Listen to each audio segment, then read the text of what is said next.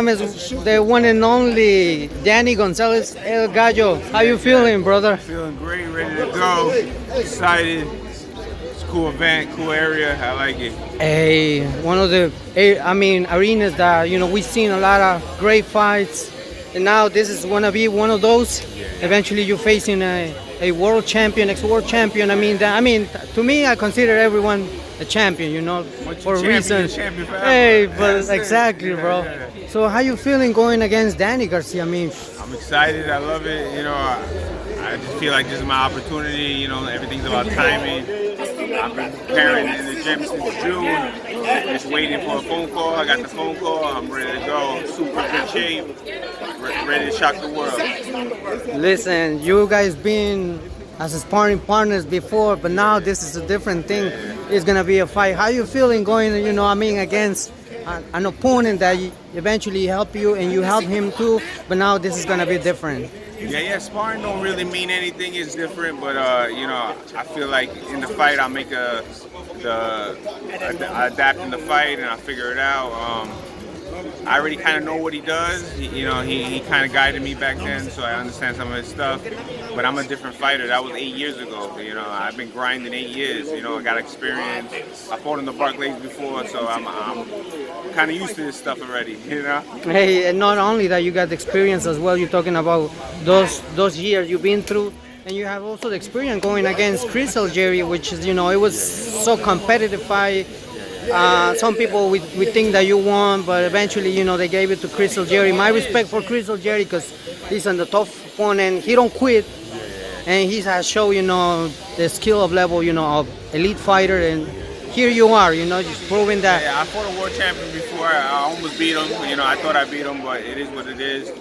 This time I'm just more experienced, wiser, and this time I'm gonna pull it off.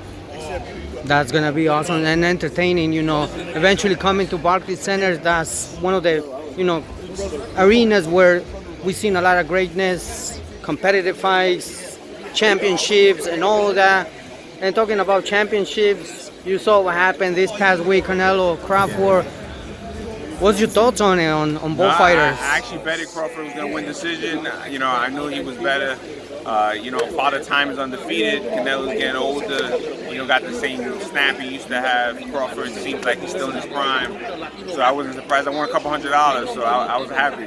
Hey, listen, I know a lot of people bet, and eventually some of them, there was I feel kind of upset, but this is boxing, right? When you throw a coin on the air, you don't know if it's going to come out tails or anything can heads. happen in boxing. So, my respect for both fighters, because I think Crawford did it, a super, competitive. If I'm not saying that he overpassed Canelo, in my opinion, I think he did, show that speed, power, and going very sleek, because if he would have stayed, in front of Canelo, that would be a target, I guess.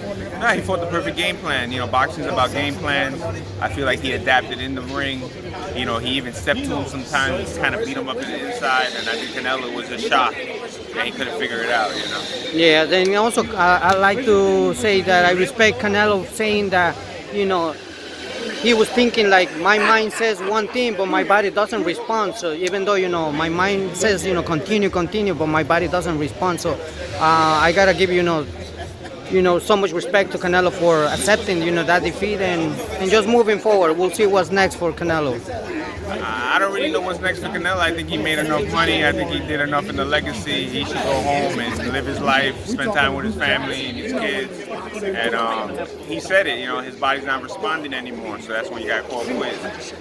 Have you ever felt in some kind of weight like that where your body doesn't respond, but your mind says, "Oh, let's move on." Yeah, that can happen. Depending how much weight you lose and stuff like that. Those things affect you, especially age. But I feel like I'm in my prime, so I don't get any of that. I feel better than ever.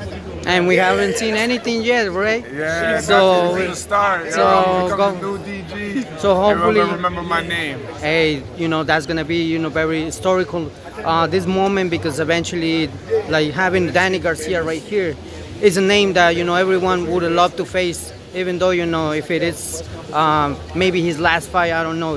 When it comes to Danny Garcia, because he gave us It's gonna be his last fight. A lot of fight. I know, but it's gonna. You never know. Sometimes they say, "Oh, it's my last fight," and then they after I beat return. him, it's gonna be his last Yeah, fight. but I mean, this is wish nothing but the best for him and his sister, and Angel Garcia's father as well, and of course yourself as well. Yeah. Invite everyone to They're tune good in. guys. I like those guys.